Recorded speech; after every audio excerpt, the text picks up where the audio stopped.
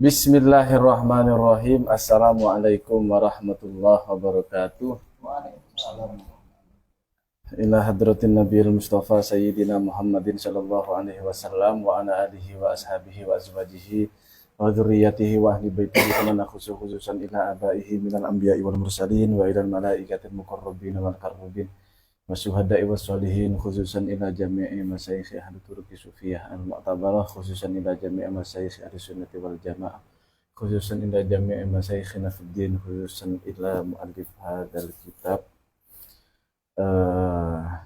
Kifayatul Awam wa Tahqiqul Maqam ala Kifayatul Awam fi Ilmil Kalam, Syekh Muhammad Ibrahim Al-Bajuri wa Syekh Muhammad Al-Fuduli wa furu'ihim wa usulihim wa masyayikhim ajma'in. Sayyudillahi lahumul Fatihah. A'udzu billahi minasyaitonir rajim. Bismillahirrahmanirrahim. Alhamdulillahi rabbil alamin arrahmanir rahim maliki yaumiddin. Iyyaka na'budu wa iyyaka nasta'in. Ihdinas siratal mustaqim siratal ladzina an'amta 'alaihim ghairil maghdubi 'alaihim waladdallin.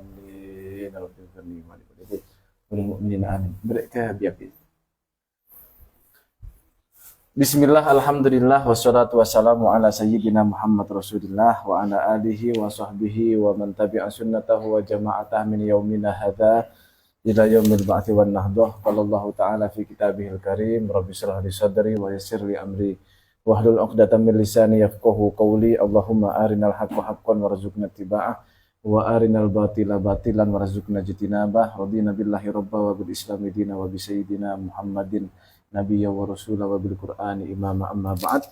Bismillahirrahmanirrahim. Tak tolong kopi. Kopi dong. Para hadirin jamaah yang syahid, yang nyata ataupun yang gaib, yang tidak nyata dalam hal ini, para jamaah yang menyaksikan di media online. Alhamdulillah di pertemuan kali ini sudah bertambah formasi kita. Waalaikumsalam. Ada ketambahan Ranger kuning ya. Ranger kuning sama pink. Sama Ranger pink juga. Sama datang kakak-kakak mahasiswa sekalian. Dan juga adik-adik yang kadang nganggur, kadang juga tidak nganggur. Adik-adik. Semoga senantiasa diberikan kesehatan, dan juga yang belum menikah cepat menikah kalau sudah waktunya. Perlu diketahui oleh mbak-mbak, beliau Ustaz Bayu masih belum menikah. Barangkali ada yang minat, nanti bisa hubungi WA beliau. Dijamin selamat di dunia wal akhirat. Insya Allah dibimbing dunia akhirat. Itu siapa yang pegang mic itu satunya? Beliau Ustaz. Bisa taruh di biar dapat semua di meja. Bismillahirrahmanirrahim. Kita lanjutkan kajian kitab Kifayatul Awam Fima yajibu alaihi min ilmil kalam, yang mana kitab ini ditulis oleh Syekh Muhammad Al-Fuduli. Kitab ini adalah kitab pemula untuk orang awam ketika ingin mempelajari ilmu kalam. Ilmu kalam ini hemat saya itu sudah satu level di atas daripada ilmu akidah, karena kalau ilmu akidah itu cukup mengetahui, menghafal dan mengimani selesai bahwa Allah punya wujud, kidam, bako dan seterusnya. Itu wajib diketahui dan dihafal, kemudian diimani, sudah selesai. Tanpa mengetahui panjang lebar apa buktinya kalau Allah itu ada misalnya. Ini Islam semua ya di sini ya. Islam dari kecil atau ada yang baru masuk Islam baru-baru ini? Dari lahir ya. Oke. Kita coba tanyakan. Kalau Tuhan itu memang betul-betul ada, apa buktinya? Ada yang bisa atau berani memberikan masukan? Nah, udah dapat duluan ya. Nah, itu biasanya seperti itu memang. Kita meyakini keberadaan Tuhan, artinya Allah punya sifat wujud, tapi untuk membuktikan bahwa Allah itu punya sifat wujud atau Allah itu ada, kadang kita tidak bisa membuktikan. Artinya, berarti sejauh ini kita beriman kepada Tuhan itu ya hanya sekedar ikut-ikutan orang tua. Saya beriman kalau Allah itu ada. Walaupun kalian mau memutilasi saya, bahasanya di kitab ini, saya tidak takut, saya tetap yakin bahwa Tuhan itu ada. Tapi dia tidak bisa membuktikan dengan dalil, dengan argumentasi, dengan penjelasan-penjelasan bahwa Tuhan itu memang betul-betul ada. Maka menurut sebagian ulama, dalam hal ini adalah Imam As-Sanusi dan Imam Ibnul Arabi, keimanannya tidak sah. Ngeri apa enggak? Ngeri ya. Bahkan kalau itu benar, keimanannya tidak sah, maka wudhunya tidak sah. Karena syarat sahnya berwudhu yang pertama adalah harus Islam dulu. Sedangkan kalau dia tidak paham ilmu kalam seperti ini, dia tidak bisa membuktikan keberadaan Tuhan, maka keimanannya perlu dipertanyakan. Dan keimanannya tidak sah. Karena wudhunya tidak sah, auto sholatnya juga tidak sah. Kan itu sangat mengkhawatirkan kalau pendapat itu ternyata benar dan dibuktikan nanti di hari akhir ya. Oleh sebab itulah penting kita untuk mempelajari ilmu kalam. Saya berharap mudah-mudahan teman-teman yang hadir di sini bukan hanya satu pertemuan ini ya, mudah-mudahan nanti ada kesempatan yang lain untuk ikut bergabung. Nah, di kesempatan kali ini kita sudah masuk di sifat Allah yang kelima. Kita langsung baca saja kitabnya ini. Bismillahirrahmanirrahim. Qala al-mu'allif rahimahullahu taala wa nafa'ana bihi wa bi'ulumihi wa amadana bimadadihi wa anwarihi fid dharain amin. As-sifatul khamisatu al-wajibatu lahu ta'ala al-qiyamu bin nafsi. Sifat yang kelima yang wajib menurut akal Allah itu harus memiliki sifat tersebut adalah sifat qiyamuhu bin nafsihi. Disebut wajib menurut akal karena memang secara ilmiah bagi akal yang waras pasti kita semua akan sama-sama mengamini, sama-sama menerima bahwa Tuhan itu harus memiliki sifat ini. Sehingga kalau Tuhan kok ternyata tidak punya sifat ini, itu tidak layak dikatakan sebagai Tuhan. Tuhan itu harus punya sifat ini. Apa itu? Yakni sifat qiyamuhu binafsihi. Qiyamuhu binafsihi biasanya diterjemahkan berdiri sendiri.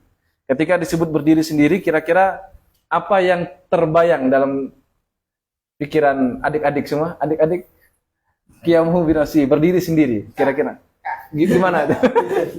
Berdiri ada kakinya, Kak. Berdiri ada kakinya. Enjoy aja ya teman-teman ya. Anggap aja kayak kita ngopi nongkrong bareng gitulah. Biasanya begitu, berdiri sendiri itu seolah-olah dipahami dia berdiri tanpa ada orang ataupun apapun di sebelah-sebelahnya. Itu berdiri sendiri. Padahal berdiri sendiri itu bukan begitu ya. Jadi manusia itu punya sekian ratus sendi ya. Saya lupa ada berapa persisnya, ada sekian ratus sendi. Tapi ada satu sendi yang paling menakutkan, yakni sendirian. Di WC.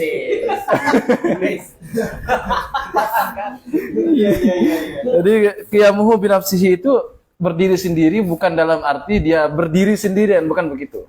Satu urusan gak enak mau ketawa. Beliau udah mengundang Ustaz Bayu. Nanti jamaahnya beliau nonton online ya. Aduh, kok ternyata di roasting ini ustadznya. Biasa netizen kita di sini biasa bercanda, roasting teman-teman yang lain. Oke. Lebih mudahnya kalau untuk paham kalimat berdiri sendiri itu dengan melihat sifat kebalikannya dari qiyamuhu binafsihi, yakni ihtiyaju li ghairihi. Artinya ihtiyaju li ghairihi itu butuh dengan yang lain. Maka dari kalimat itu bisa kita pahami yang dimaksud qiyamuhu binafsihi atau berdiri sendiri adalah tidak butuh dengan yang lain. Jadi sifat qiyamuhu binafsihi itu sangat tepat kalau diartikan dengan tidak butuh dengan yang lain. Selesai itu sebenarnya. Sudah kita pahami lah. Jadi apapun yang muncul dalam pikiran kita seolah-olah akan mengarah bahwa Tuhan butuh terhadap hal tersebut, maka harus kita buang, harus kita tepis, harus kita singkirkan pemahaman yang seperti itu. Nah, al-qiyamu bin nafsi, berdiri sendiri atau eksis pada dirinya sendiri, yang dimaksud dirinya sendiri di situ adalah ai bidzat, yakni eksis pada zatnya. Wa maknahu, pengertiannya adalah al-istighna'u anil mahalli wal mukhassis, yakni tidak butuh terhadap tempat dan juga tidak butuh terhadap pencipta. Jadi qiyamuhu binafsihi, berdiri sendiri atau tak butuh dengan yang lain, itu punya dua pengertian berarti di sini. Yang pertama adalah tidak butuh terhadap tempat, Tuhan itu tidak butuh terhadap tempat.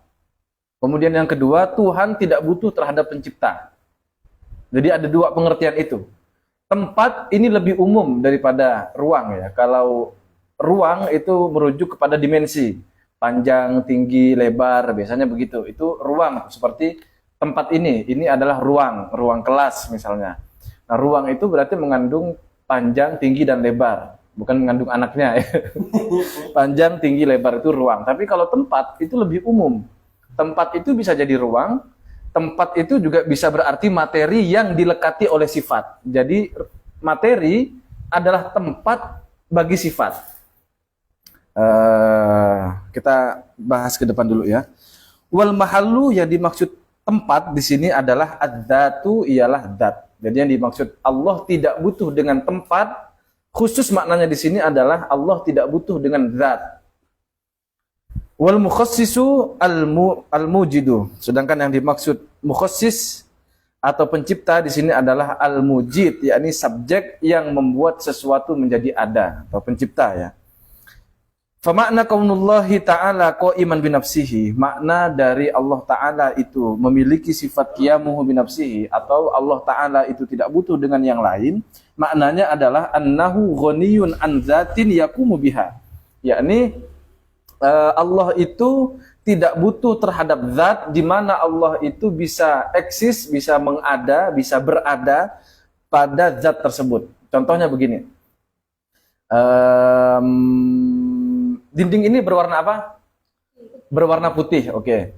Putih itu zat atau sifat? Putih itu sifat.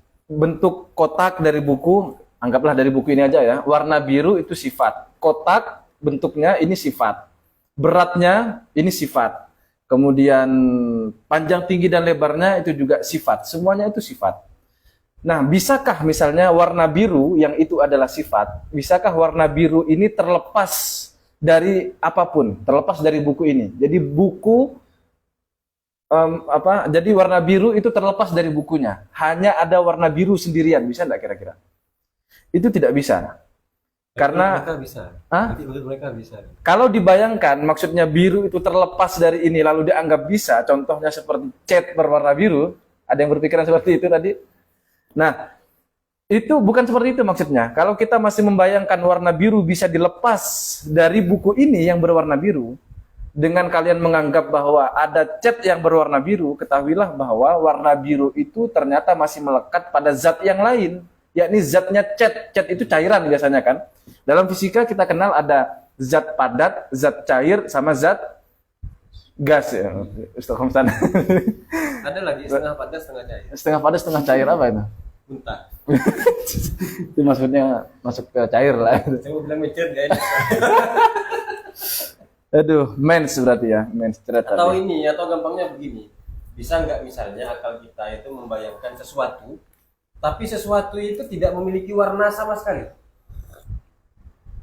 Itu nggak bisa. Kalau kita membayangkan misalnya tas. Kalau bening misalnya, Apanya? bening Bening itu juga warna. warna ya, Iya, warna. bening itu juga warna. Jadi misalnya kita membayangkan tas. Tas itu tanpa disertai dengan warna, tanpa disertai dengan bentuk misalnya. Yang bentuknya nah ya, kayak inilah. Nggak kelihatan ya? Oh itu misalnya kan. Tanpa membayangkan tas itu berbentuk apapun, bentuk itu hilang sama sekali, misalnya itu nggak bisa. Maka dengan demikian menunjukkan bahwa warna itu pada sesuatu adalah sifat. Kemudian bentuk itu pada sesuatu juga sifat. Kita nggak bisa misalnya membayangkan buku tadi itu tanpa kemudian buku tersebut memiliki bentuk, itu nggak bisa. Pasti ada bentuk tersendiri pada buku itu, misalnya kotak ya, atau bahkan segitiga misalnya, atau bulat. Kotak ya, jangan dibalik ya. Kotak apa kalau dibalik? Katok. Oh, Ini jokes bapak-bapak, sorry ya. Kalau oleh sebagian orang tidak lucu ya, mohon maaf teman-teman. itu sementara cara yang paling gampang untuk memahami antara zat dengan sifat.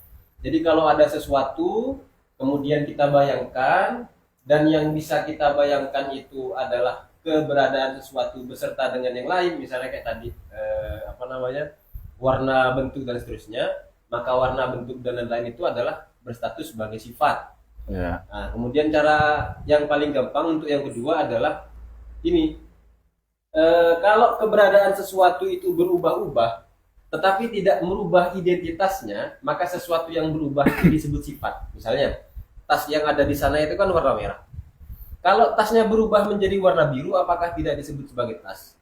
Tetap tas. Tetap tas. Kalau bentuknya misalnya lebih kecil, apakah tidak disebut sebagai tas? Tetap tas. Nah, maka dengan demikian warna dengan bentuk itu disebut sifat. Sementara ketasannya yang kita nggak tahu apa itu, maksudnya kita tidak bisa menunjuk itu sebagai zat atau inti dari sesuatu. Ya, kalau mau lebih dalam lagi pembahasan tentang itu bisa masuk ke kelas beliau nanti di ilmu makulat ya. Iya. Atau nanti bisa beli buku saya. Oh gitu ya. Promosi ya. Oke. Insya Allah akan segera terbit. Di jilid pertama ya. Jadi pertama, Identitas. Bisa. Zat kita artikan identitas. apanya itu? Zat salah satu dari identitas. Salah satu. Apa lebih tepatnya kalau dimantik itu masuk ke ini, masuk ke naun. Masuk ke naun. Nanti ada genus, naun sama fasal, diferensial. Berarti hanya ada dua itu ya. Kalau sesuatu itu antara kalau dia zat, kalau bukan zat berarti sifat. Ada lagi Atau- nggak kemungkinan ketiga? Enggak ada. Las tadi salahu. Tidak ada. Antara dua itu aja. Untuk zat ini mungkin juga term yang agak sulit dipahami oleh pemula ya. Jadi zat itu gampangnya kalau untuk manusia ini seperti tubuh. Manusia punya tubuh, jadi tubuh dari manusia itu juga bisa disebut sebagai zat. Nah, untuk pembahasan tentang Tuhan, karena Tuhan itu bukan fisik, Tuhan bukan materi, maka tidak bisa disebut sebagai tubuh. Kita mengistilahkan dengan istilah yang lebih umum, termnya adalah zat. Jadi zat itu adalah diri Tuhannya. Jadi Tuhan memiliki dirinya dan juga memiliki sifat-sifat. Di mana sifat itu pasti melekat pada zatnya. Tidak mungkin ada sifat sendirian, tidak mungkin. Tidak mungkin seperti itu. Contohnya seperti mungkin teman-teman pernah dengar di media sosial ya, misalnya, Kak bisa munduran sedikit dong. Kenapa emangnya cantiknya kelewatan, misalnya begitu kan? Bullshit. Itu harus dijawab tidak logis menurut akal kita. Itu tidak masuk akal. Kenapa? Ya karena cantik ataupun ganteng itu adalah sifat, diri kita ini zatnya. Sifat itu tidak mungkin terlepas dari zat. Sifat itu pasti melekat dengan zatnya. Buktinya gini aja lah. Kalian bisa nggak membayangkan cantik tapi tidak ada orangnya di situ? Cuman cantik atau cuman ganteng gitu? Nggak bisa itu. Tidak bisa. Itu tulisan. Itu Yang menunjukkan ada pada- bahwa So awam. itu menunjukkan bahwa sifat itu selalu menyertai zat, selalu barengan, berdua terus itu, nggak sendirian. Yang sendirian di Ustaz Bayu. Sembahyang. Kalau dulu di pondok tuh ada guyonan begini. Aziz ini sebenarnya pintar, cuman ilmunya masih di rumah, tidak dibawa. Jadi itu kan sebenarnya mustahil kan, mustahil. Ya maksudnya memang tidak ada ilmunya gitu. Ya, guyonan teman-teman di pondok ya. Kita lanjutkan. Jadi di sini dikatakan Allah punya sifat qiyamuhu binafsihi. Allah berdiri sendiri, maksudnya Allah tidak butuh pada yang lain. Dipertegas di sini, maksudnya tidak butuh dengan yang lain itu apa? Yang pertama adalah Allah tidak butuh dengan zat. Kenapa dikatakan begitu? Karena Allah itu bukan sifat. Yang butuh terhadap zat untuk yakumu biha, untuk menetap pada zat tersebut itu adalah sifat. Sedangkan Allah itu bukan sifat. Nah, sehingga tidak bisa dikatakan Allah butuh terhadap zat. Nah, di sini menarik di Tahqiqul Maqam versi cetakan Darul Kutub Al-Islamiyah di halaman ke-67 gitu Ustaz. Ada penjelasan menarik begini. Ai falaisa bisifatin kama tadda'ihi an-nasaru haitsu qala ba'duhum al-ilahu laisat bidzatin. Jadi ketika dikatakan di situ bahwa Allah itu tidak butuh terhadap zat, yang alasannya adalah karena Allah itu adalah bukan sifat. Nah, di sini dikatakan sebagaimana klaim, sebagaimana doktrin ajaran daripada, mohon maaf sebelumnya ya, dari kawan-kawan Nasrani yang mana mereka mengatakan bahwa al-ilah laisa bidzatin. Tuhan itu menurut sebagian madhab di Nasrani, Tuhan itu bukanlah zat. Wa innama huwa sifatun qaimatun bi Isa. Jadi Tuhan itu adalah sifat yang menetap pada satu orang bernama Isa Al-Masih ya. Itu menurut sebagian madhab di Nasrani. Wa qala ba'du akharin, sementara sebagian yang lain mengatakan innahu murakkabun min thalathati aqonim. Jadi yang disebut dengan sifat itu, sifatnya itu dia melekat pada 3 oknum. Yang pertama adalah oknumil wujud. Mana tadi? Oknumul wujud tabaro ya atabiru. Ambaro ya yu'abbiru ya. Wa yu'abbiruna anhu bil ab. Mereka mengistilahkan dengan istilah ab atau bapak. Mereka mengistilahkan dengan bapak ya. Bapak. Yang pertama adalah oknum yang wujud dan dia disebut sebagai bapak. Yang kedua wa oknumul ilm wa yu'abbiruna anhu bil ibni. Yang kedua mereka mengatakan oknum yang kedua adalah oknum ilmu. Jadi ada wujud, being, itu kalau di filsafat Yunani itu ada tokoh namanya Plotinus. Plotinus ini adalah orang yang pertama kali menggagas Neoplatonisme, yang mana dia itu mengatakan Tuhan itu terpancar dalam 3 hal, atau 3 oknum bahasanya di sini ya. Yang pertama adalah being, wujud, ada, yang itu adalah Bapa. Kemudian yang kedua adalah ilm, knowledge, atau logos bahasanya di filsafat itu, yang itu tercermin dalam sosok bernama yang dikenal dengan istilah anak. Kemudian wa oknumul hayah yu'abbiruna anhu biruhil kudus. Yang ketiga adalah Roh Kudus, atau bahasanya di filsafat itu nous. Ya, ada being, ada logos, dengan ada nous, 3 itu. Jadi Tuhan terpancar dalam 3 hal tersebut, trinitas ya, yang kita kenal dengan konsep trinitas. Yakni ada Tuhan Bapa, ada Anak, ada Roh Kudus. Nah, oknum di situ adalah kalimatun Yunaniyah, itu terminologi yang diadopsi dari bahasa Yunani. Jadi oknum yang dalam bahasa Indonesia itu ternyata diadopsi dari bahasa Arab, yang bahasa Arab juga mengambil dari bahasa Yunani sebenarnya. Nah, apapun itu, mereka berarti mengasumsikan atau menganggap bahwa Tuhan itu adalah sifat. Jadi Tuhan itu bukan zat. Nah, ini sebenarnya yang ingin ditolak ketika kita membahas sifat qiyamuhu binafsihi. Allah tidak butuh dengan sesuatu apapun. Khususnya adalah Allah itu tidak butuh terhadap zat. Kenapa demikian? Karena Allah itu bukan sifat. Kalau Allah itu sifat, pasti Allah butuh pada zat. Faktanya Allah bukan sifat, sebaliknya Allah itu zat. Gampangnya begini juga lah, supaya contohnya lebih gampang ya. Saya namanya adalah Adnan. Itu nama. Apakah sama antara Adnan dengan orang yang bernama Adnan? Sama atau beda? Sama atau beda? Beda ya. Tentu itu 2 hal yang berbeda. Kita tulis di papan A-D-N-A-N, itu Adnan, nama Adnan. Sedangkan ini adalah tubuh zat yang dinamai Adnan. Itu 2 hal yang berbeda. Antara nama dengan yang dinamai 2 hal yang berbeda. Demikian pula antara sifat-sifatnya Adnan, yang pinter misalnya,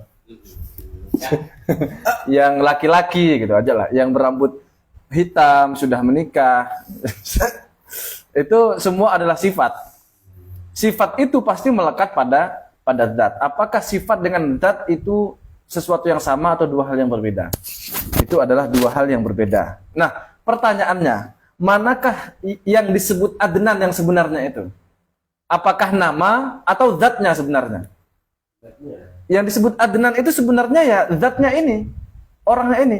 Apakah ketika misalnya saya berganti nama, orangnya kemudian berubah? Kan tidak berubah. Orangnya tetap sama. Nah, itu menunjukkan bahwa yang disebut dengan Adnan itu adalah tubuh ini. Nah, demikian pula yang disebut dengan Tuhan itu bukan sifat, bukan nama, tapi yang disebut Tuhan itu adalah zatnya. Yang disebut dengan Tuhan itu adalah zatnya. Maka zat itu bukan sifat. Karena Allah itu bukan sifat, maka Allah tidak butuh dengan zat. Yang butuh terhadap zat itu adalah sifat. Atau gini saja lah, kayak tadi contoh tas itu kan. Apakah yang disebut tas itu adalah merahnya, bentuknya yang begitu itu, atau beratnya? Kan itu tidak. Tas itu satu hal, merah, bentuk, berat itu hal lain. Artinya kalau warnanya berubah, bentuknya berubah, kemudian harganya berubah, maka atau beratnya misalnya, maka itu tidak akan menghilangkan inti dari tas. Artinya dia tetap disebut sebagai tas. Nah, begitu. Jadi yang disebut tas itu bukan, sekali lagi, bukan warnanya dan seterusnya. Yang mana warna, kemudian berat dan seterusnya itu adalah sifat. Yang disebut tas itu ya ketasannya, yang itu tidak bisa kita tunjuk sekali lagi. Tetapi akal kita menuntut adanya sisi inti dari sesuatu. Nah itu, jadi kita bisa mengetahui tas itu bukan dilihat dari substansinya, dalam arti kita mengindra substansinya, enggak. Kita mengetahui tas adalah tas itu dari sisi aksidennya. Cuma dengan begitu catatannya adalah ketika aksiden berubah atau sifat, tadi sifat ya, Sifat. ketika sifat itu berubah bukan berarti kemudian zatnya itu berubah. Artinya kalau kemudian warna pada tas itu berubah, warna pada tas itu berubah bukan berarti kemudian dia tidak disebut sebagai tas. Nah, begitu. Jadi itu apa ya, salah satu fungsi dari kenapa kok kita harus memahami apa itu zat dan apa itu sifat. Kemudian ini lagi saya ingin menggarisbawahi tadi 3 oknum itu.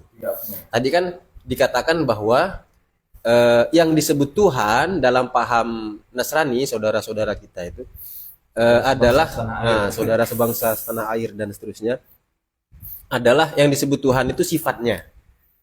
Sementara zatnya yakni Isa atau Yesus adalah bukan Tuhan. Kira-kira kan begitu berarti kan. Jadi yang disebut Tuhan itu adalah sifatnya. Pertanyaannya, kenapa kok mustahil ada zat yang dia itu disifati dengan sifat Tuhan misalnya? Yang mana dengan begitu yang kita sebut dengan Tuhan itu adalah sifatnya. Nah, kita bisa nalar misalnya begini. Yang disebut Tuhan itu kira-kira diciptakan atau enggak? Tidak dong. Yang disebut Tuhan itu pasti tidak diciptakan. Nah, kalau semisal yang disebut Tuhan itu adalah sifatnya, berarti kan sifat ini selalu ada. Sifat ini kan selalu ada, tidak pernah tidak ada.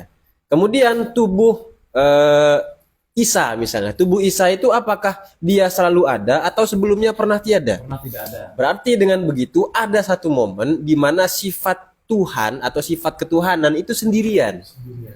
Kayak film SpongeBob ya. Iya, sendirian begitu itu. Kok frekuensi? Ada momen di mana sifat ketuhanan itu sendirian, dia tidak melekat pada zat apapun. Sementara tadi di awal kita sudah mengamini bahwa kalau ada zat pasti ada sifat. Nah, itu salah satu penjelasan dari kenapa sifat ketuhanan itu mustahil menetap, berada atau melekat pada zat yang baru, zat yang sebelumnya pernah tiada. Itu salah satu saja. Ada beberapa argumentasi yang lain yang nanti bisa ini teman-teman lihat di buku saya.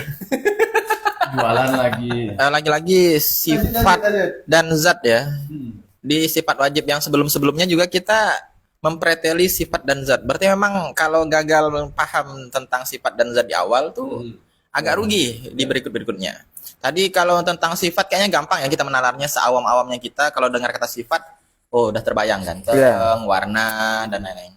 Yang agak jelimet nih zat. Coba ada nggak sih tawaran sinonim ataupun istilah dari bahasa Indonesia yang Itu udah bahasa Indonesia. karena ya kan kalau kita tahu zat itu kan kalau yang zat cair, zat padat itu kan pakai Z. Iya. Ibarat zaki. Ya ini pakai Z juga dalam bahasa Indonesia. Hah? Cuman kan bahasa Arabnya kalau Itu dianya nih dari ChatGPT nih kok. iya itu berarti ejaan lama. Kalau ditransliterasi Arab Indonesia sekarang itu pakai Z ada titiknya. Itu udah disepakati. Sudah disepakati, itu versi yang sekarang. Kalau sebelumnya ejaannya pakai DZ memang, DZ gitu. Ketika ditambahkan D di awal itu sangat membantu sekali untuk membedakan. Tapi ketika sudah dihilangkan D-nya itu wah semakin bias sekali berarti sehingga lebih mengharuskan kita mencari padanan sinonim yang lebih to the point sebagaimana yang dianjurkan oleh ChatGPT di sini. Adalah Zat merujuk kepada hakikat atau esensi. Ya. Jadi mungkin lebih enak digaungkan istilah tersebut, hakikat. Tadi kan hakikat dari sesuatu begitu. Mas di samping ini mendengungkan bahasa inti Nah, dari inti. sesuatu ya kan. Ya kan? Kita umumkan saja itu, kita sebut Ya kan? rinci saja. Kayaknya sama ya dengan hakikat dan esensi. Soalnya ini nanti Ustaz Bayu apa namanya? Zat, hakikat, ada nanti istilahnya huwiyah. Itu beda nanti. Ada titik Keapaituan ya? Keapaituan itu huwiyah. Gimana nak terjemahkannya ya? Gua itu kan gua. Kemudian Mahiyah. tambahan. Nah, itu. Al-Masodak. Kediaan berarti. Iya. Jadi nanti apa namanya? Zat, kemudian hakikoh, kemudian huwiyah, ada lagi mahiyah. Itu Soalnya saya ini dedeks yang awam banget. oh iya. Boleh dong. Dedek. Oh iya, masih dedek. Jadi sesederhana itu boleh kali ya. Saya mengartikan zat itu ya hakikat dan esensi. Oh ya boleh. Ya boleh ya lah kalau untuk penyampaian. Karena nanti ada pertanyaan beranak tentang Allah ini sendiri. Nama ibunya siapa? Aku berat. Ibaratnya apakah sampai akhirat nanti hakikat Allah ini adalah hakikat yang tidak bisa diindra. Nah, itu Itu nanti masuk di pembahasan Sifat jais sifat jais nanti ya. Nanti Ya, khair. di belakang-belakang. tafadhol. yang guru-guru kita di Facebook sempat heboh itu. Iya betul. Bahas banget. Silakan gorengannya dimakan biar enggak nganggur kayak Ustaz Bayu. Ayo kita lanjutkan. Wa ghaniyun an mujidin li annahu ta'ala huwa al mujid lil asya.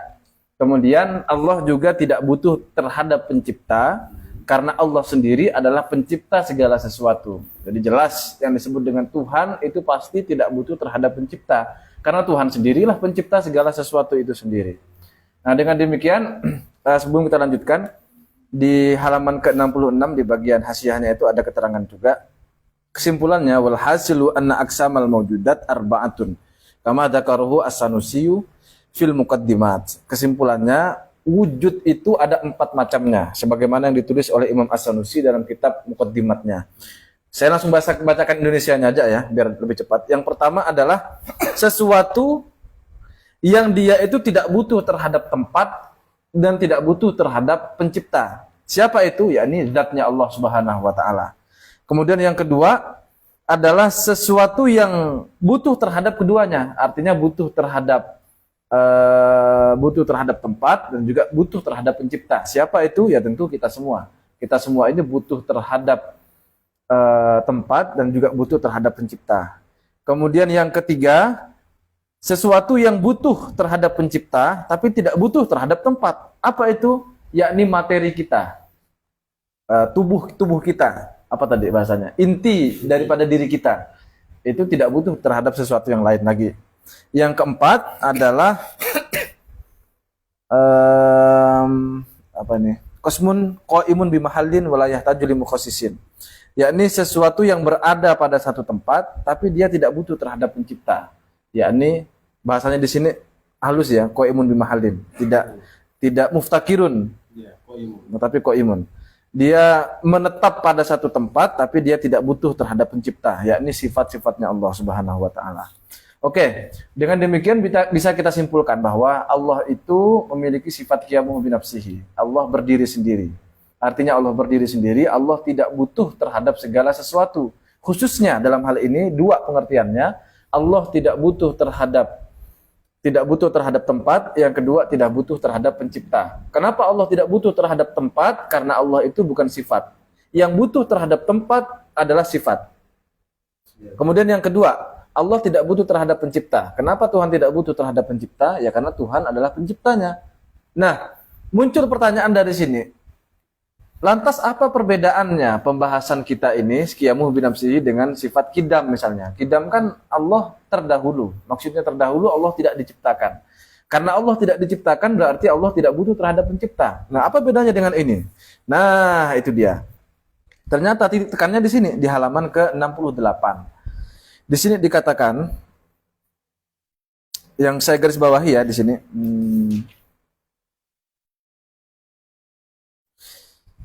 Idh law iftaqara ila syai'in lakana hadisan. Nah, karena jika seandainya Allah itu butuh terhadap sesuatu, maka Allah itu baru. Jadi titik tekannya tuh di situ.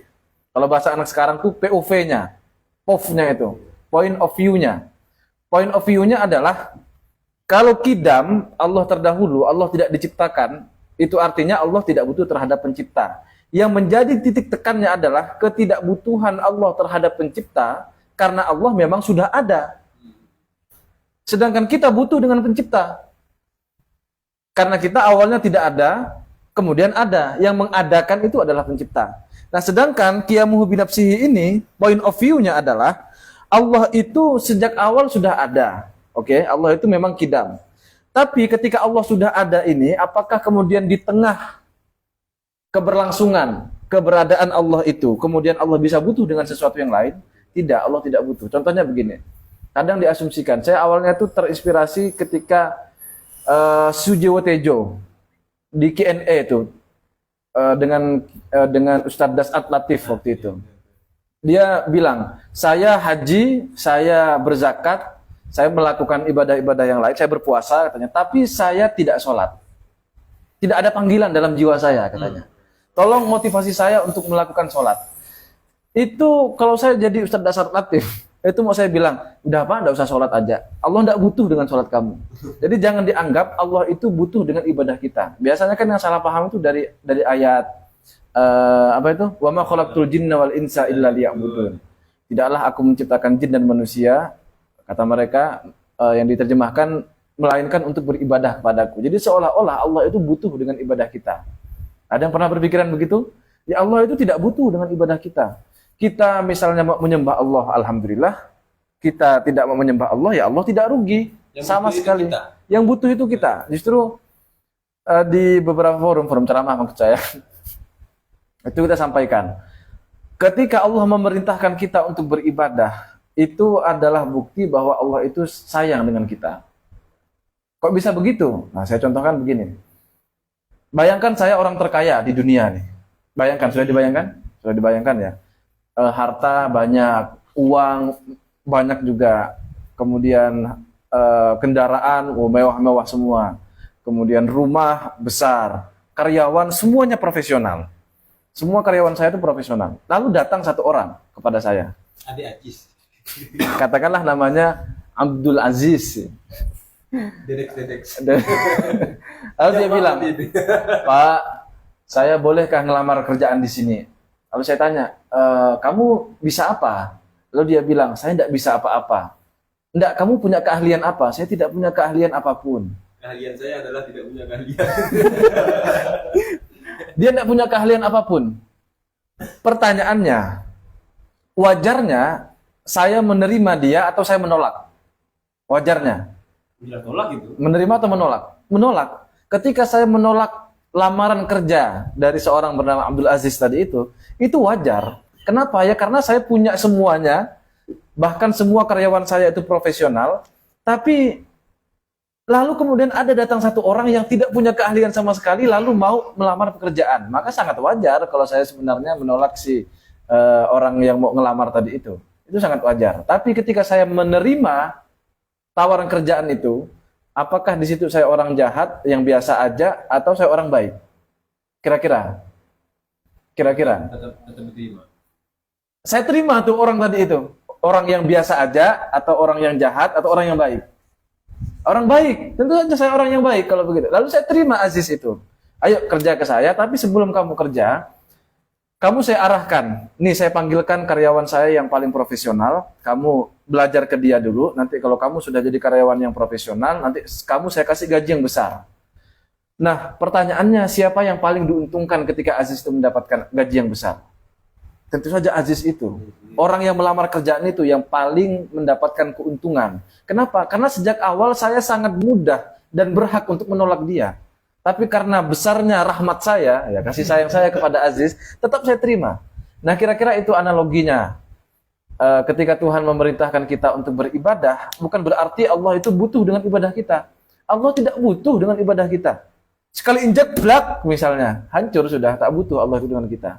Apalagi ibadahnya yang kadang bengong, kadang mikirin kunci, mikirin utang, mikirin oli, mikirin anak, pempesnya seperti dan lain-lain.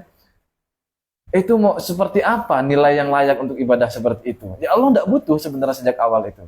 Nah Allah dengan rahmatnya mengutus salah satu hambanya yang paling profesional, yakni Nabi Muhammad. Lalu diajarkannya lah kita tentang syariat, bagaimana cara menyembah Allah, bagaimana cara mengenal Allah, bagaimana beretika kepada Allah. Lalu kita menjadi hamba yang profesional misalnya. Dan nanti semoga masuk surga semua misalnya.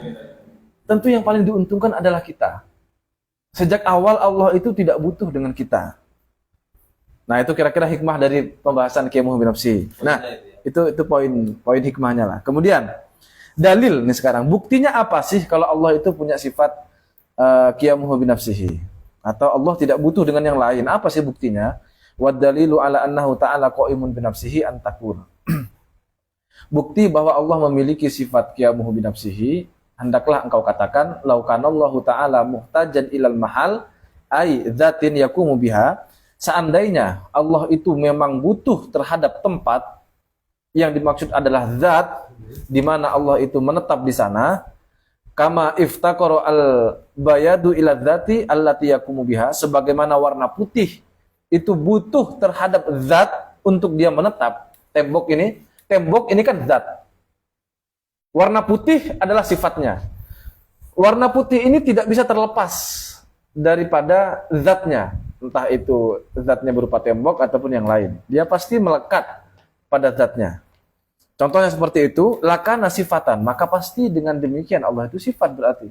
Kalau Allah itu butuh dengan zat untuk menetap, berarti Allah adalah sifat. Sebagaimana warna putih itu butuh terhadap zat tembok, karena warna putih itu sendiri adalah sifat. Atau butuh pada air kayak cat itu. Ya, cat sendiri berwarna putih misalnya, maka warna putih itu melekat pada zat berupa air. Catnya itu. Perlu ditekankan itu. Iya, kadang soalnya salah paham ke sana ya. Dia menganggap cat seolah-olah terbang gitu ya. Padahal tidak seperti itu. Lakana sifatan kama annal bayat matalan sifatun. Sebagaimana halnya cat yang berwarna putih misalnya. Nah, itu adalah sifat. Wallahu ta'ala la yasihu ayyakuna sifatan. Allah Ta'ala itu tidak sah, tidak diperkenankan atau tidak boleh, mustahil lah gampangnya. Allah itu mustahil dikatakan sifat. Li'annahu ta'ala muttasifun bisifat. Karena Allah itu disifati dengan sifat. Wasifat la tattasifu bisifat. Sifat itu tidak mungkin disifati dengan sifat yang lain. Maksudnya di sini adalah sifat ma'ani ya. Ini maksud adalah sifat ma'ani. Mungkin kita buat sesi tersendiri terkait dengan sifat. Boleh, nanti bisa buat sesi tersendiri. Apa itu sifat, apa itu zat. Kayak ini kan asifan la tattasifu bisifat. Itu kan keterangannya nggak ada. Iya, tidak ada di sini. Sifat tidak mungkin disifati dengan sifat. Ini yang dimaksud adalah sifat ma'ani. Sifat ma'ani itu kalau saya yang gampang menjelaskannya begini. Ini buku berwarna biru. Bentuknya adalah kotak misalnya. Katakanlah begitu. Jangan dibalik ya kotaknya. Oke. Kemudian itu yang nampak. Nah, sifat-sifat yang nampak dari buku ini itu disebut sebagai sifat ma'ani. Sifat yang nampak tuh. Maka sifat-sifat ma'ani itu lau kusyifa anal hijab la ra'ainaha ya. Pasti kita bisa melihat sifat tersebut. Itu sifat ma'ani. Nah, pertanyaannya, benarkah kalau saya bilang sifat ini tidak hijau? Buku ini tidak hijau, betul atau salah? Buku ini tidak hijau, betul atau salah? Betul. Buku ini tidak merah, betul atau salah? Betul. Nah, apakah tidak hijau itu nampak di sini? Apakah melekat di sini? Tidak melekat di sini. Tidak hijau itu tidak ada pada buku ini. Itu yang disebut sebagai sifat salbiyah, sifat negatif. Jadi tidak diciptakan, tidak musnah, kemudian apalagi tidak sama dengan makhluk, tidak butuh dengan yang lain, tidak berbilang, atau bahasa Arabnya adalah kidam, bako, mukhawatir hadisi, qiyamuhu binafsihi wahdaniyah. Itu semua adalah sifat salbiyah yang tidak melekat pada zatnya. Sementara yang melekat pada zatnya dan yang nampak ini, itu disebut sifat ma'ani. Nah, sifat ma'ani ini tidak mungkin sifat tersebut dilekati oleh sifat-sifat yang lain. Dilekati oleh sifat-sifat ma'ani yang lain misalnya. Bentar. Lanjut. Tadi argumen yang diandal-andalkan adalah sifat tidak bisa disifati dengan sifat. Apakah kita mengiyakan hal itu? Mengiyakan hal itu. Ya, apakah seia itu? Coba kita uji. Silahkan diuji. Di antara sifat itu tadi kita sepakat warna ya. Biru.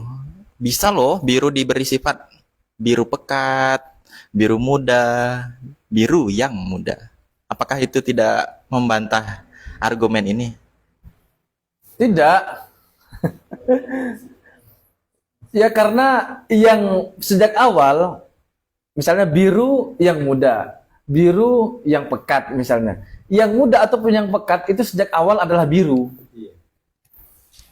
Berarti kayak dua, padahal satu. Maksudnya? Dua padahal dua. Kayak ada Kayak udah biru, bapak-bapak padahal belum menikah gitu. Lanjut. kayak biru yang disifati dengan sifat lagi, yaitu yang muda. Kayak dua. Padahal itu ya biru muda sejak awal ya. Iya, muda. biru muda begitu. Berarti jangan mudah tertipu dengan musamayat. Apa ya? Penamaan. Itu apa istilahnya? Oh, apa ya di kitab itu? Apa istilahnya Mas Bayu? Apa itu? Bukan maksudnya badal ya. Oh iya, Ya. Masa badal? yakni. Yakni ya gitu maksudnya. Birunya tuh gimana? Biru yang muda, misalnya biru yang gelap misalnya dan seterusnya. Bukan seperti itu maksudnya. Jadi sifat yang tidak bisa disifati dengan sifat yang lain itu maksudnya adalah sifat maknawiyah tidak bisa dilekati oleh sifat maknawiyah yang lain. Tapi kalau sifat maknawiyah dilekati oleh sifat salbiyah itu bisa. Contoh sifat maknawiyah, sifat ma'ani adalah sifat kudroh. Ini agak lanjutan nih ya berarti. Ma'ani itu contohnya adalah sifat kudroh, sifat kuasa. Contoh sifat yang salbiyah adalah kidam, terdahulu. Nah kudrohnya Allah itu kan kodim. Bisa tuh disifati begitu. Karena kudroh itu sifat ma'ani, sementara kodim atau kidam itu adalah sifat salbiyah. Tak masalah begitu. Yang tidak bisa itu kuasanya Allah disifati dengan kuasa yang lain. Nah, tidak bisa begitu. Ada ya di buku antum ya? Ada jelas itu. Ya Allah, jadi pengen beli saya. Spill harga dong. Enggak tahu. Masih belum terbit soalnya ya. Falaisallahu ta'ala bisifatin. Allah ta'ala itu bukan sifat. Walau iftaqara ila mujidin yujiduhu lakana hadithan. Seandainya Allah itu butuh terhadap pencipta yang menciptakan Allah, pasti Allah itu adalah zat yang baru. Baru ini maksudnya pernah tiada kemudian ada. Jadi baru kalau setahu saya sih dalam bahasa keseharian kita yang sering digunakan maksud saya, setidaknya ada dua. Yang pertama adalah baru dalam pengertian kepemilikan. Misalnya saya punya motor baru. Maksudnya baru saya miliki, ternyata motor yang saya punya tadi itu yang baru saya miliki adalah motor bekas misalnya. Itu kan bukan baru kan berarti. Cuman baru dalam pengertian baru secara kepemilikan. Kita baru punya jam peneter. Baru punya jam. Aduh. Lalu ada baru dalam pengertian awalnya tidak ada kemudian ada. Contohnya HP baru ditemukan misalnya tahun 2010. Maka di tahun 2009 HP itu tidak ada. Lalu kita bilang di tahun 2010 HP baru ada. Yang dimaksud baru di situ berarti awalnya tidak ada kemudian menjadi ada. Nah, pengertian kedua inilah yang dimaksud baru dalam ilmu kalam ini. Wa muhditsuhu yakunu haditsan aidon. Seandainya Allah itu tadi diandaikan butuh terhadap pencipta, maka Allah itu baru. Dan penciptanya Allah dia pasti juga butuh dengan pencipta yang lain. Konsekuensinya adalah wa yalzamu ad-dauru aw tasalsul. Terjadilah daur dan tasalsul. Sudah kita jelaskan di pertemuan yang lalu apa itu daur dan apa itu tasalsul. Silahkan cek di video sebelumnya. Daur itu apa istilahnya? Penalaran melingkar ya, circular reasoning atau apa bahasanya kemarin? Causal loop ya, penalaran yang melingkar. Tasalsul itu rentetan tak terbatas. Itu sama-sama mustahil keduanya. Karena keduanya sama-sama mustahil, fathabata annahu ta'ala huwal ghani. Maka tetaplah bisa kita pastikan bahwa Allah itu adalah al-ghani. Ya, ini tidak butuh dengan sesuatu apapun, al-ghaniyul mutlak, bahkan kekayaan Allah tidak butuhnya Allah itu secara mutlak. Nah, ini juga al-ghani ini kalau kita cek di covernya Quran tuh, bagian dalamnya biasanya kan ada Asmaul Husna tuh, ada al-ghani. Al-ghani di situ artinya adalah Allah Maha Kaya. Maha Kaya itu seolah-olah muncul dalam persepsi orang-orang Punya banyak uang. punya banyak uang gitu ya, punya banyak harta, punya segalanya. Padahal kekayaan Allah bukan karena Allah punya segalanya, tapi justru karena Allah tidak butuh dengan segala sesuatu, tidak butuh dengan segalanya. Jadi al-ghani yang disebut kaya itu tidak butuh dengan segala sesuatu. Sebaliknya dari al-ghani adalah al-fakir. Fakir itu butuh. Maka biasa kita menyebut al-fakir begini gitu ya. Mohon al-fakir dikasih bimbingan misalnya begitu. Al-fakir maksudnya Al-khinzir. ugal-ugalan ini. Aduh. Tawaduk yang luar biasa. Ai ghaniyun an kulli syai'. Allah itu al-ghani, maha kaya. Yang dimaksud maha kaya, Allah tidak butuh terhadap segala sesuatu. Wa amma ghaniyul khalqi. Nah, sementara kayanya makhluk ini misalnya Aziz misalnya adalah orang yang kaya. Amin. Kayanya kayanya makhluk itu fahuwa ghaniyun muqayyadun. Kayanya makhluk itu adalah kaya yang bersyarat. Ada syarat dan ketentuan di situ. Apa itu? Ai an syai'in duna syai'in. Yakni kayanya makhluk itu disebut kaya karena dia tidak butuh dengan satu hal, tapi butuh pada yang lain. Maksudnya gimana? Allah disebut kaya karena Allah tidak butuh dengan segala sesuatu. Jadi kayanya Allah bukan karena Allah punya segala sesuatu, tapi justru karena Allah tidak butuh terhadap segala sesuatu. Itu kaya. Sementara kayanya makhluk itu bersyarat. Makhluk baru disebut kaya ketika dia memiliki rumah besar, harta yang banyak, uang yang melimpah, dan seterusnya. Jadi untuk dikatakan kaya, makhluk itu butuh terhadap benda-benda tadi itu. Itu kayanya makhluk. Kayanya Allah justru karena tidak butuh terhadap segala sesuatu. Nah, di situ perbedaannya. Sehingga begini, misalnya kita ditakdirkan, kita tidak tahu ya, kita ditakdirkan oleh Allah menjadi orang yang miskin harta, misalnya. Alhamdulillah. Ditakdirkan menjadi orang yang miskin harta. Boleh jadi sekalipun kita miskin harta, tapi kita kaya iman. Karena apa? Karena kita tidak butuh terhadap harta. Memang sengaja kita memilih jalur itu. Punya uang, tapi selalu disedekahkan, dihabiskan. Rekeningnya selalu dinolkan, misalnya. Dan seterusnya. Berarti dia itu sekalipun miskin secara harta, tapi hakikatnya dia itu kaya. Karena dia tidak butuh dengan segala sesuatu itu. Itu pun juga tetap butuh pasti. Butuh makan, ya, butuh minum, butuh butuh kasih sayang, ya, itu self esteem ya. Beliau mulai mandiri, membeli diri sendiri. Dari Allah SWT. Oh iya. Butuh tidur ya, butuh rumah tinggal, tempat tinggal ya, ada kebutuhan primer dan seterusnya ya. Itu manusia. Nah, sementara Allah tidak butuh terhadap segala sesuatu. Sehingga kalau muncul dalam pikiran kita seolah-olah Allah itu butuh dengan ibadah kita, maka yakinkan dalam hati Allah tidak butuh dengan ibadah kita. Misalnya untuk memasukkan kita ke surga. Allah kan bisa memasukkan kita ke surga, bisa memasukkan ke neraka.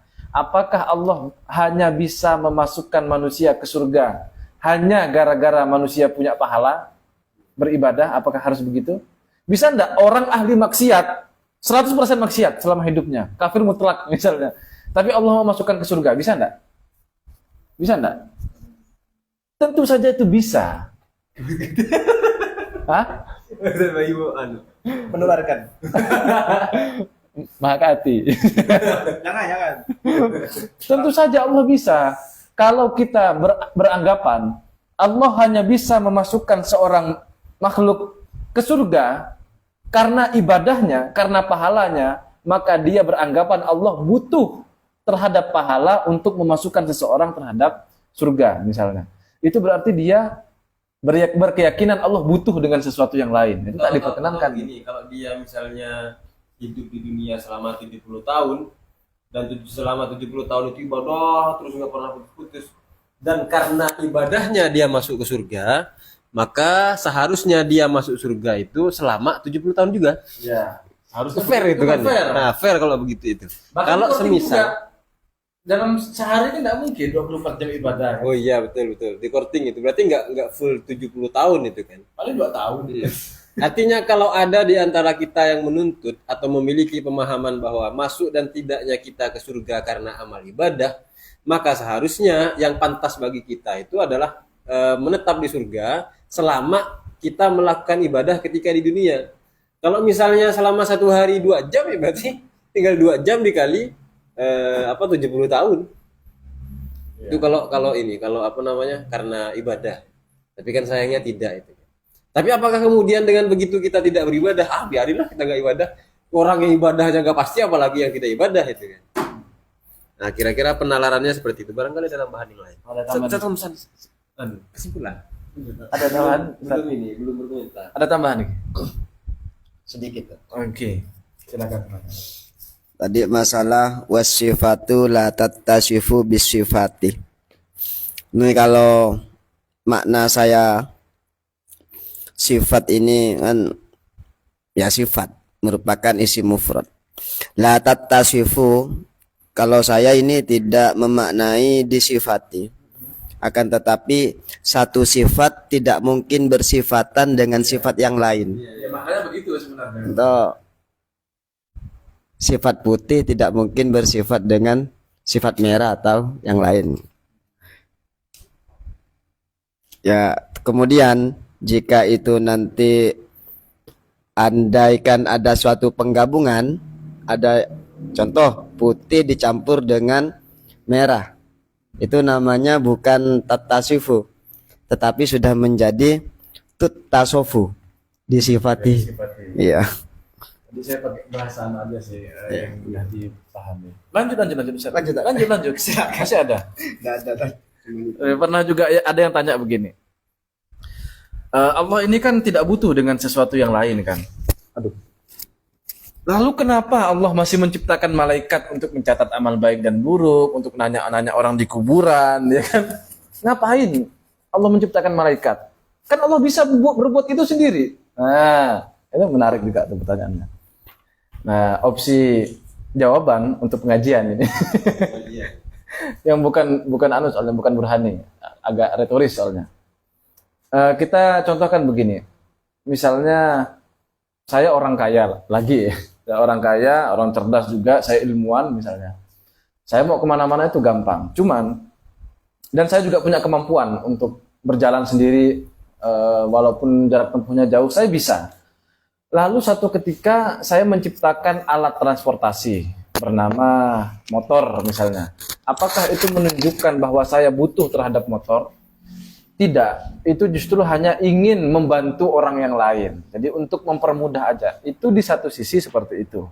Di sisi lain itu menunjukkan bahwa, menegaskan bahwa saya ini adalah orang yang berilmu, bisa menciptakan motor misalnya. Itu juga menegaskan bahwa saya itu ingin mempermudah orang lain untuk menempuh perjalanan yang jauh. Itu POV-nya, point of view-nya. Demikian pula ketika Allah itu menciptakan malaikat untuk mencatat amal, kemudian untuk menanyakan orang-orang yang di kuburan, kemudian untuk menyampaikan wahyu dan seterusnya. Apakah Allah tidak bisa melakukan itu sendiri? Tentu saja bisa. Allah menciptakan malaikat untuk berbuat ini dan itu, dikasih tugas-tugasnya itu, untuk menunjukkan dan mempertegas bahwa Allah itu maha kuasa. Ini loh, aku ciptakan malaikat, gitu loh. Jadi untuk mempertegas kepada kita bahwa Allah itu maha kuasa. Malaikat yang hebatnya seperti itu saja, itu masih dalam tanda kutip bawahannya Allah. Itu masih anak buahnya Allah, itu masih disuruh-suruh. Nah, masa kita kemudian diperintah Allah untuk beribadah tidak bisa, kok tidak mau, kok membangkang. Nah, itu kira-kira opsi jawaban ketika ditanya oleh jamaah ya. Mungkin ketika di pengajian bisa dijawab seperti itu. Ada tambahan lagi sebelum terakhir nih? Jadi tadi kan di awal disebutkan bahwa yang dimaksud dengan qiyamuhu binafsihi itu adalah istighna'u anil mahalli wal mukhassis, tidak butuh pada tempat, yakni dzat yang dimaksud, kemudian mukhassis, pencipta. Nah, ini dua makna yang harus selalu kita sandingkan. Artinya kalau kita menyebut qiyamuhu binafsihi, maknanya itu pasti dua, istighna anil mahal dan istighna anil mukhassis. Tidak butuh pada tempat, tidak butuh juga pada pencipta. Ini harus disanding. Kita nggak bisa kemudian katakan makna dari qiyamuhu binafsihi adalah istighna anil mahal saja atau istighna anil muhassis saja, itu nggak bisa. Harus disandingkan. Kenapa? Karena sebagaimana klasifikasi dari ini Imam As-Sanusi di paling bawah itu di hasyiahnya yang dikutip oleh Imam Al-Bajuri, bahwa ada sesuatu yang dia itu tidak butuh pada tempat tetapi butuh pada pencipta. Contohnya adalah seperti materi. Atau materi gampangnya apa ya? Ya kayak buku, tas, kopi, rokok. Jangan dianggap materi itu uang ya. Jangan begitu. Biasanya kan begitu. Materi. Biar Ajromuna diartikan materi. materi, Kenapa nggak diartikan zat manusia itu sendiri? jirim itu repot. Istilah begitu. Nanti ada jisim, ada jirim kan ya. Nggak bisa dimutlakkan ya, karena saya bikin lingkaran apa ini? Seperempatan. Oh iya. Jadi zat dalam skema tuh Allah ya. sifat hadis, zat manusia sifat kodim. Jadi 4. Jadi ajromuna kalau diartikan zat manusia gitu. Zat manusia bisa Ya, saja. bisa aja sih. Bisa saja. Cuma nanti khawatir yang dipahami itu hanya manusia saja. Kalau Oh, iya. ajrom kan lebih umum. Ajrom kan lebih umum. Makanya tadi kita sampaikan ya apapun yang apa namanya yang terlihat benda-benda itu juga apa namanya disebut jirim. Zat makhluk. Kalau di buku saya itu perbedaan jisim sama jirim itu adalah kalau jisim itu terdiri atau tersusun dari dua atom itu atau dua jauhar, itu substansi, dua atom lah, dua atom lah pokoknya, dua bagian. Kalau lebih itu disebut jirim. Nah, seperti jirim atau seperti materi, buku, kemudian tab, kemudian kopi, rokok, apalagi asbak, laptop dan seterusnya itu disebut jirim. Nah, jirim itu tidak butuh kepada jirim yang lain. Artinya, misalnya begini, rokok itu untuk bertempat. Nanti ini ada pembahasan tersendiri sebenarnya. Itu tidak butuh pada sesuatu yang lain. Artinya rokok ini baru bisa bertempat ketika kopi itu bertempat. Atau gini sajalah. Kok jadi bingung sendiri ini. Itu di Gelas. selanjutnya aja itu paling. Apanya? Selanjutnya Enggak untuk menunjukkan bahwa ini dua makna ini harus disertakan. Karena kalau kita maknai misalnya qiyamuhu bi nafsihi adalah Tuhan tidak butuh pada pencipta. Istighna'il mahalnya nggak disertakan, itu bahaya nanti itu. Nah, begitu. Jadi ini satu pemahaman yang harus disandingkan. Sama kayak nanti kalau wahdaniyat itu kita nggak bisa kemudian mengatakan Allah itu esa saja, nggak bisa. Harus ada penekanan tertentu bahwa Allah tidak memiliki bagian, misalnya begitu. Kayak ini kan, kayak bulan itu kan satu, cuman matahari itu cuma satu, tapi satunya itu memiliki bagian-bagian. Ya. Nah, sisi itu yang perlu ditekankan. Jadi lanjutlah, udah terlanjur kan. Gelas ini baru ada di tangan saya, tidak nunggu adanya rokok, tidak nunggu adanya asbak, tidak nunggu adanya buku dan seterusnya. Jadi itu yang dimaksud dengan materi. Dia tidak butuh pada tempat, tetapi butuh pada pencipta. Nah, itu dia. Jadi pada intinya qiyamuhu bi nafsihi maknanya dua.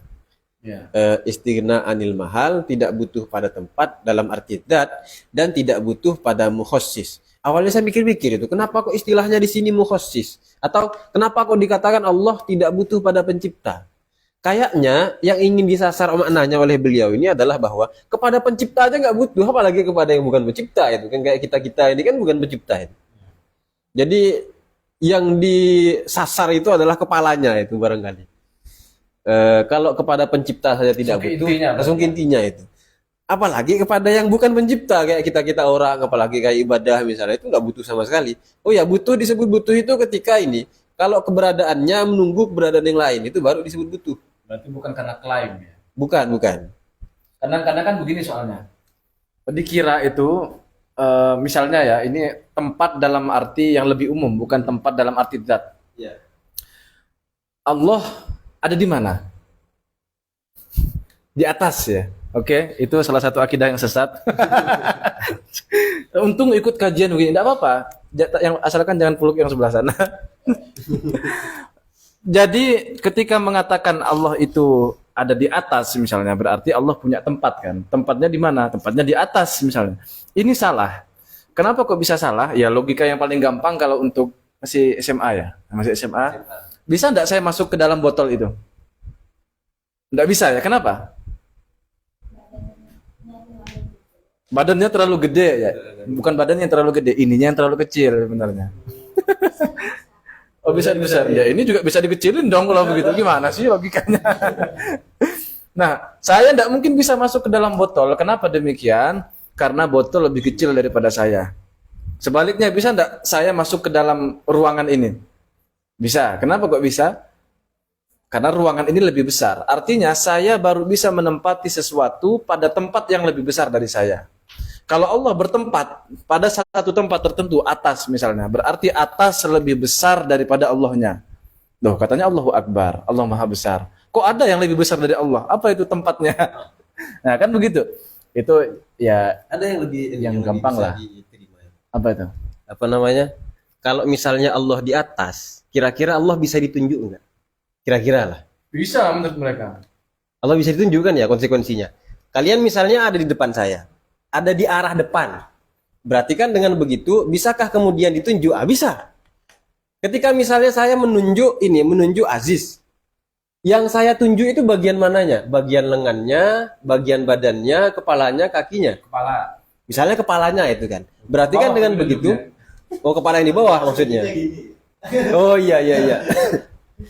Misalnya saya menunjuk Aziz, maka yang saya tunjuk itu pasti bagian yang ada pada Aziz. Ya, Entah itu tangannya, entah itu kepala atasnya atau kepala yang lain misalnya. kepala kawannya. Pasti di situ ada bagian yang saya tunjuk.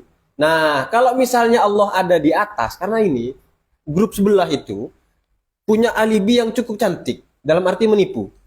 Allah itu berada di luar alam semesta, begitu. Loh, tapi Khalid Basalamah bilang mereka gitu. Belum enggak apa-apa. Iya. Katanya kalau kita mendaki gunung berarti kita lebih dekat Lebih kepada dekat. Allah. Iya. Itu bahaya itu. Nah, jadi kalau Allah ada di atas, kira-kira bisa nggak Allah ditunjuk? Bisa. Kalau Allah itu bisa ditunjuk, berarti kan ada bagian yang kita tunjuk pada diri Allah. Ya. Misalnya, kalau Allah di atas, berarti ketika kita menunjuk, yang kita tunjuk itu bagian, misalnya bagian bawahnya Allah. Itu kan ya. Saya mau bilang bagian bokong itu nggak enak. Soalnya. Kepala bawah kan. Kepala bawah. Kan Allah katanya kan mereka kan punya wajah gitu kan. Oh, iya. Wajah Rabbika terjadi. Iya. Kalau ditunjuk dari bawah, kita diposisikan diri ada di bawah, berarti kita menunjuk bagian bawah kepala iya. Allah gitu ya. Bagian bawahnya berarti itu kan. Berarti dengan begitu menunjukkan bahwa Allah punya bagian-bagian. Nah, itu akidah yang keliru Sesat ya. itu, sesat dan menyesatkan itu tidak boleh ditiru anak-anak ya. Hanya bisa dilakukan oleh orang-orang yang mau menyesatkan orang lain. Jadi butuh atau tidak itu bukan atas dasar klaim. Nanti kan begini soalnya. Ketika mereka bilang Allah itu ada di atas, atau Allah itu ada di langit, atau Allah itu ada di ars, kadang sebagian menyebut arsi, itu menunjukkan bahwa kalau Allah itu bertempat, berarti Allah butuh dengan tempat. Lalu mereka bilang, ya enggak, Allah tidak bilang kalau Allah itu butuh. Allah tidak pernah bilang seperti itu. Tapi Allah bilang Allah bertempat. Ya memang tidak butuh menunggu Allah mengatakan saya butuh dengan tempat.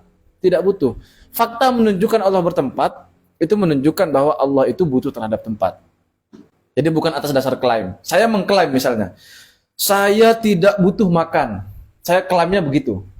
Tapi fakta saya makan, itu menunjukkan saya butuh makan atau tidak? Butuh makan. Walaupun saya mengklaim 100 kali saya tidak butuh makan, tapi faktanya saya makan, itu menunjukkan saya butuh makan. Sebaliknya juga, misalnya saya bilang, saya butuh makan, tapi saya tidak makan sama sekali. Misalnya, itu baru tidak butuh makan namanya. Nah, Allah memang tidak pernah mengatakan butuh terhadap sesuatu. Tapi ketika ada yang beranggapan Allah bertempat, entah itu di langit, di atas, ataupun di aras, itu menunjukkan dari pemikiran seperti itu, berarti Allah butuh terhadap tempat. Sementara Allah punya sifat qiyamuhu binafsihi, tidak butuh terhadap segala sesuatu. Kesimpulannya adalah wallahu yatawalla hudaka. Semoga Allah ini untung bukan bukan kayak sebelum-sebelumnya gimana kalimatnya? Hadza dalilun ijmaliyun gitu ya. Semoga di sini ditutup dengan kalimat semoga Allah memberimu hidayah ya, memberimu petunjuk. Amin. Ini juga untuk doa untuk kita semua ya. Wallahu a'lam bishawab. ini Ustaz. Ya, Pembagian nomor 2 sama nomor 3 ini. Yang diasiahnya. Iya, kan di sini yang wasani kismun muftakirun ilaihima wa huwa as-sifatu al-hadisatu.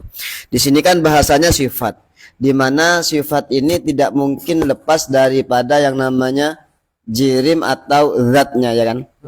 Nah, kemudian yang ketiga, kismun muftakirun ilal mukhassis dunal mahalli wa huwa ajramuna, di mana di sini menggunakan domirna, otomatis ini kan maknanya kami. Kami ya. Berarti kalau nanti di mana kalau memakai domirna kemudian dimaknai apa, mohon maaf, materi Nah, yang tidak masuk, karena ini pakai domirna, ini yang dimaksud musannif ini gimana maksudnya ini?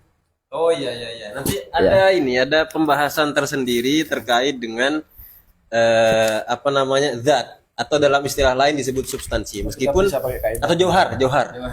Ada istilah jauhar, ada istilah zat.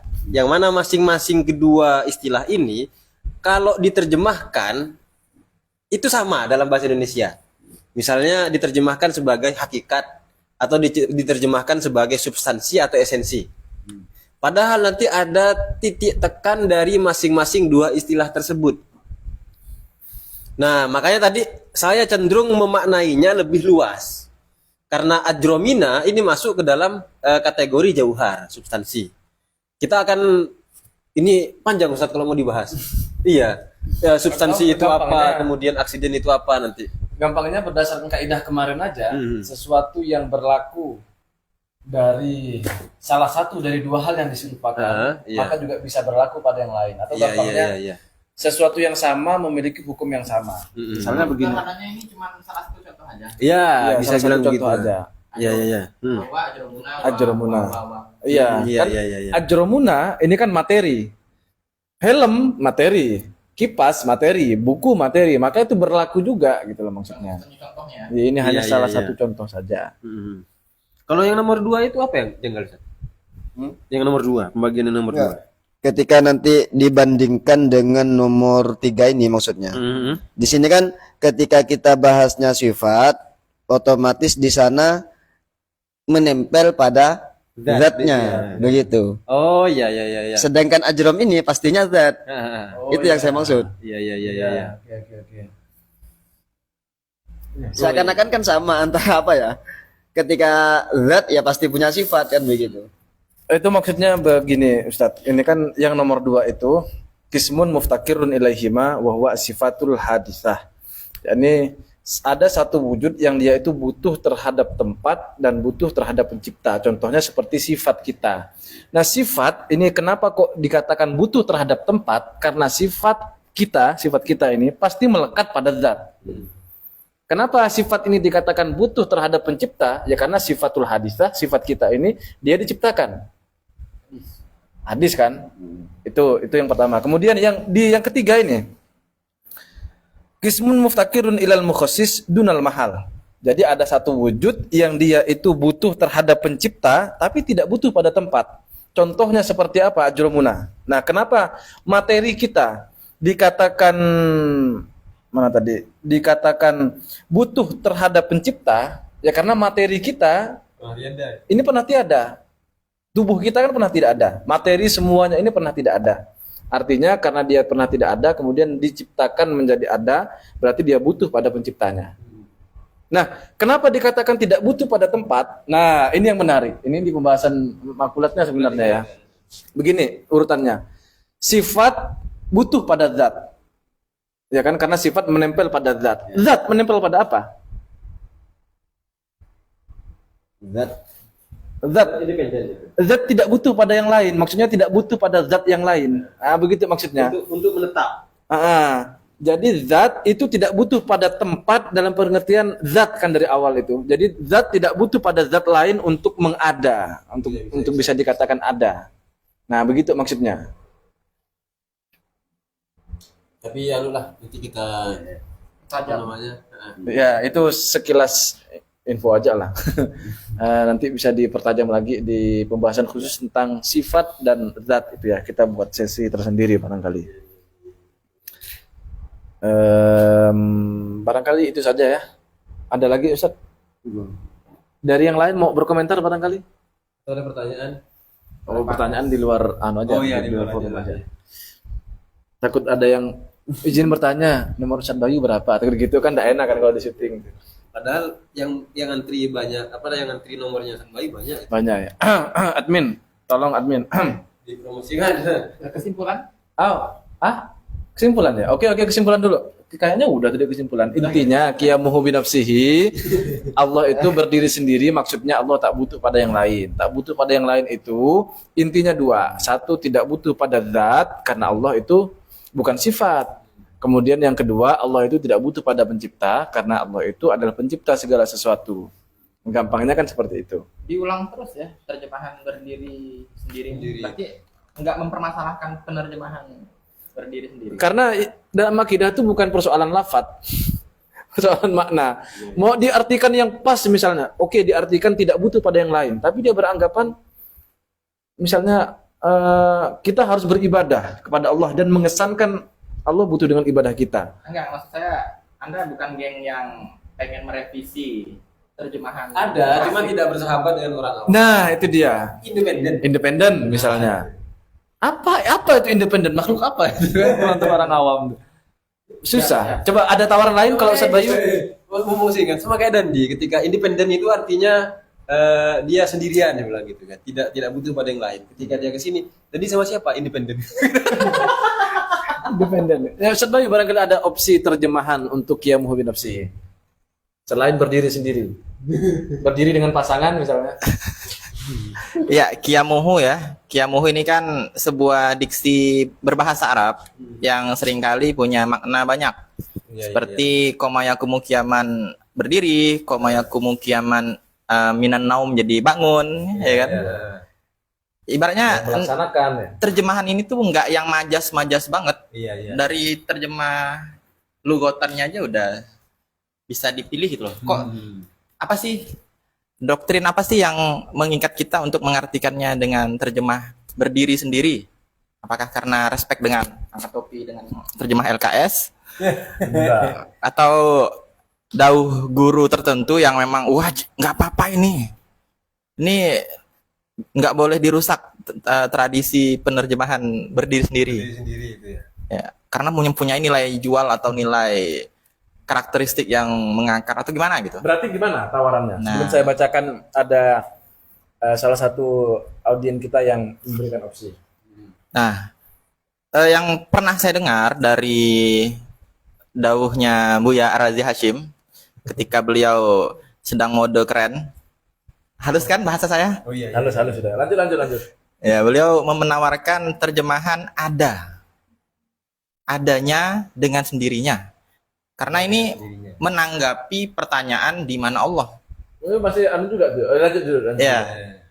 Ya kan tadi kan disinggung pertanyaan di mana Allah. Ya kan? Karena berkaitan adanya Allah ini sebelum semua makhluk-makhluk yang ada, adanya itu dengan sendirinya. Seraya menepis kemungkinan harus ada tempatnya, harus ada waktunya. Jadi qiyamuh itu ya wujuduhu. Jadi lebih ke arah sana. Sekalipun ntar menjadikan bab ini ya kayak pengulangan jadinya. Nah, itu Coba kita uji aja lah. Coba apa yang dipahami dari kalimat adanya Allah dengan sendirinya. Kita tes dulu lah ke orang-orang. Apakah kalau saya memperkirakan versus berdiri. Iya. Ayo. Artinya itu sama-sama problematis. Kalau saya memperkirakan, tolong nanti bilang iya kalau memang iya. Kalau enggak, bilang saja enggak ya. Ketika tadi Ustaz Bayu menawarkan qiyamuhu binafsihi artinya adanya Allah dengan sendirinya, apakah yang muncul dalam pemahaman kalian adalah Allah itu semacam bim salabim mengadakan dirinya sendiri? Apakah begitu? Wah, ini udah ada Tidak. Yang ini jangan ikut-ikutan tapi sepemahaman aja. Kalau misalnya memungkinkan ya bisa menggunakan terjemahan itu misalnya. Gimana? jangan di-framing dulu. Ya, saya kan sudah memberikan kebebasan. Kira-kira. Allah ada dengan sendirinya yang dimaksud dengan qiyamuhu binafsihi. Atau Allah menciptakan dirinya. Tidak begitu maksud Ustaz Bayu. Oh. Tidak begitu. Nggak ada dengan dirinya sendiri, itu nanti bisa mengesankan salah satunya makna seperti itu. Ya seolah-olah muncul. Allah itu ya awalnya tidak ada kemudian ada. Seolah-olah begitu. Nah, karena Allah berkuasa itu kan, maka yang menciptakan atau mengadakan Allah adalah Allah sendiri, begitu maksudnya.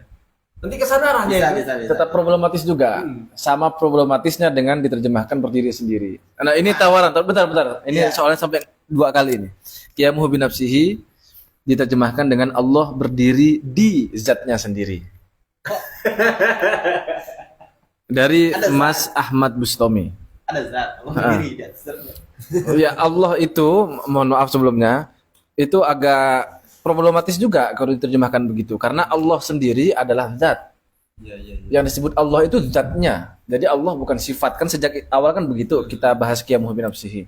Jadi Allah itu zat. Sehingga kalau diartikan Allah ada di zatnya sendiri, berarti zat ada di zatnya sendiri. Itu agak problematis juga.